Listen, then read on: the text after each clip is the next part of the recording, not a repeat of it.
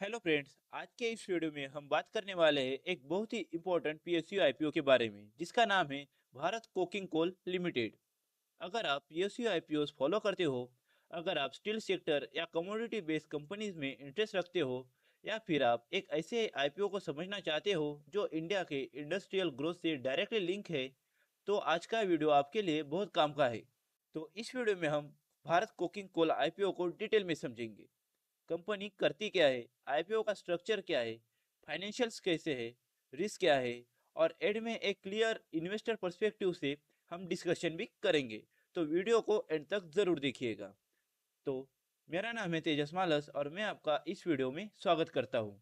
Bharat coking coal IPO को detail में समझने के लिए हम टेलीग्राम पर चलते हैं। अगर आपने अभी तक हमारा टेलीग्राम चैनल ज्वाइन नहीं किया है तो आप प्लीज ज्वाइन कर लीजिए, क्योंकि यहाँ आईपीओ के रिलेटेड अपडेट्स आती रहती है।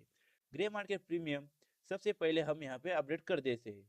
जैसे कि आप देख सकते हैं, हर एक आईपीओ की यहाँ detail analysis, listing day strategy available है। टेलीग्राम चैनल ज्वाइन करने के लिए लिंक डिस्क्रिप्शन में अवेलेबल है। तो सबसे पहले समझते हैं कंपनी के बिजनेस के बारे में। भारत कोकिंग कोल लिमिटेड, जिसे शॉर्ट में बीसीसीएल कहा जाता है, एक कोल इंडिया लिमिटेड की 100% सब्सिडरी कंपनी है। बीसीसीएल का कोर बिजनेस है कोकिंग कोल का प्रोडक्शन। यहाँ एक इम्पोर्टेंट बात समझना जरूरी है कि कोकिंग कोल जो नॉर्मल थर्मल कोल से अलग होता है। कोकिंग कोल का यूज स्टील मैन्युफैक्चरिंग में होता है। इसका सीधा मतलब यह है कि जब तक इंडिया में स्टील की डिमांड रहेगी तब तक कोकिंग कोल की डिमांड भी बनी रहेगी। बीसीसीएल का मेनली झारखंड के जारिया कोल फील्ड और वेस्ट बंगाल के रानीगंज एरिया में ऑपरेट करती है। कंपनी के पास ऑलरेडी डेवलप माइंस, वॉशरीज और माइनिंग इंफ्रास्ट्रक्चर मौजूद है, और बीसीसीएल को इंडिया का largest domestic coking coal producer माना जाता है। अब बात करते हैं ओनरशिप और पीएसयू स्टेटस के बारे में। तो बीसीसीएल एक गवर्नमेंट ओन पीएसयू है और जिसे मिनी रत्न स्टेटस मिला हुआ है। मिनी रत्न स्टेटस का मतलब होता है कि कंपनी को ऑपरेशनल और फाइनेंशियल डिसीजन में लिमिटेड ऑटोनॉमी मिली है। आईपीओ के बाद भी गवर्नमेंट का मेजोरिटी कंट्रोल कंपनी पर बना रहेगा, क्योंकि ये आईपीओ सिर्फ पार्शियल स्टेक डायलूशन के लिए लाया जा रहा है। अब बात करते हैं आईपीओ के इम्पोर्टेंट डेट्स के बारे में।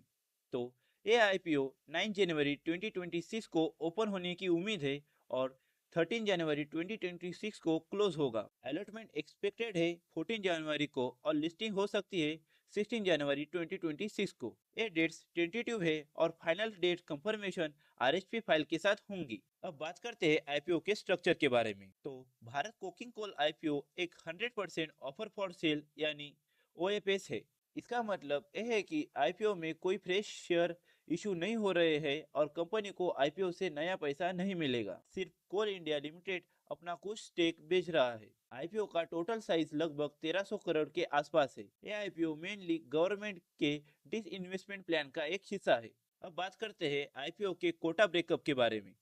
तो इस आईपीओ में क्यूआईबी को 50% रिजर्व है और 35% रिटेल इन्वेस्टर के लिए और 15% एचएनआई कैटेगरी के लिए रिजर्व है। इसके अलावा कोल इंडिया के एग्जिस्टिंग शेयर होल्डर के लिए अराउंड 10% का शेयर होल्डर कोटा भी रखा गया है। अगर आप कोल इंडिया के शेयर होल्डर है तो यह आपके लिए एक एडिशनल एडवांटेज हो सकता है। अब आते हैं सबसे इम्पोर्टेंट पार्ट पर, जो कि है कंपनी के फाइनेंशियल्स। तो FY24 में भारत कोकिंग कोल ने काफी स्ट्रॉन्ग फाइनेंशियल परफॉर्मेंस दिखाया था और कंपनी ने अच्छा प्रॉफिट जनरेट किया था।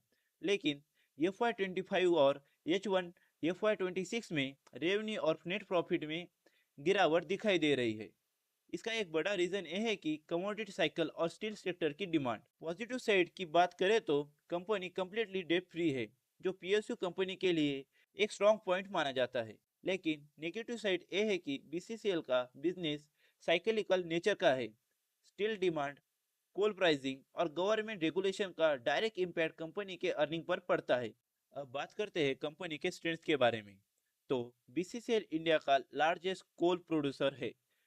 कंपनी के पास स्ट्रॉन्ग रिजर्व बेस है, माइनिंग इंफ्रास्ट्रक्चर पहले से डेवलप है, वॉशरीज के थ्रू वैल्यू एडिशन भी होता है, और स्टील सेक्टर के लिए कंपनी स्ट्रेटेजिक इंपॉर्टेंस काफ़ी ज़्यादा है।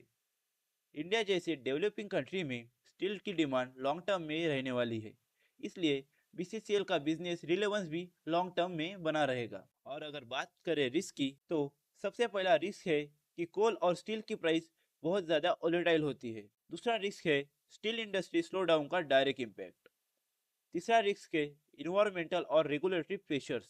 और सबसे इम्पोर्टेंट बात, क्योंकि ये आईपीओ प्योर ओएफएस है यानी ऑफर फॉर सेल है, तो कंपनी को ग्रोथ के लिए फ्रेश कैपिटल नहीं मिलेगा। और जैसे कि हम जानते हैं पीएसयू आईपीओज में लिस्टिंग गेन हमेशा गारंटीड नहीं होती। अब बात करते हैं ग्रे मार्केट प्रीमियम के बारे में। अभी तक प्राइस बैंड ऑफिशियली अनाउंस नहीं हुआ है, लेकिन ग्रे मार्केट में आईपीओ को लेकर पॉजिटिव सेंटीमेंट दिखाई दे रहे हैं। अब बात करते हैं सबसे बड़े सवाल पर, जो कि है रिटेल इन्वेस्टर के लिए स्ट्रैटेजी क्या होनी चाहिए। अगर आप शॉर्ट टर्म लिस्टिंग गेन के लिए अप्लाई कर रहे हो, तो आपका सब्सक्रिप्शन डेटा और जेएमपी को क्लोजली देखना बहुत इंपॉर्टेंट होगा। लेकिन अगर आप लॉन्ग टर्म इन्वेस्टर हो, तो पीएसयू स्टेबिलिटी, स्टील सेक्टर की ग्रोथ और कंपनी के फंडामेंट को समझकर ही कोई डिसीजन आपको लेना चाहिए। तो ओवरऑल रिव्यू देखकर आपका फाइनल डिसीजन क्या होना चाहिए, इसके बारे में डिटेल में बात करते हैं। तो भारत कोकिंग कोल आईपीओ एक फंडामेंटली स्ट्रॉन्ग और स्ट्रेटेजिकली इंपॉर्टेंट बिजनेस है, लेकिन साथ ही एक साइक्लिक और पीएसयू ड्राइवन आईपीओ भी है।